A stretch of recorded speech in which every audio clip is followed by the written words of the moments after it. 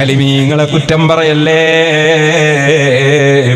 ആയിരക്കണക്കിന് ആലിമീങ്ങളെയും ആയിരക്കണക്കിന് യതീമുകളെയും ഒക്കെ പോറ്റി വളർത്തി ഉമ്മത്തിന്റെ നേതൃരംഗത്തെത്തിച്ച മഹാപണ്ഡിതനായ അതേ ആയിരക്കണക്കിന് ആളുകൾക്ക് വിദേശത്തും നാട്ടിലും വലിയ വലിയ തൊഴിലുകൾ വാങ്ങിച്ചു കൊടുത്ത ആയിരക്കണക്കിന് പള്ളികളും മദ്രസകളും ഒക്കെ സ്ഥാപിച്ചു നടത്തിക്കൊണ്ടിരിക്കുന്ന മഹാനായ ശൈഖുനാ സുൽത്താനുൽ ഉലമാ ഉസ്താദിനെ സുബ്ഹാനല്ലാഹ്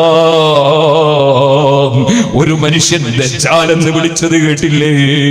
മനുഷ്യൻ അതപ്പതിച്ചു പോയാൽ, ഇൽമിന്റെ നൂറ് കിട്ടാതെ പോയാൽ ഒരു മനുഷ്യൻ എന്തുമായി അതപ്പതിച്ചു പോകും? മഹാനായ മൂസാ നബി അലൈഹി സ്വലാത്തു വസ്സലാമിനെതിരെ പ്രാർത്ഥിക്കാൻ വന്ന ബൽഅമൂൻ ബഅൂറായിനെ നിങ്ങൾ കേട്ടിട്ടില്ലേ? എത്ര വലിയ ആളായിരുന്നു, പക്ഷേ ആഖിബത്ത് ചീത്തയായി പോയി.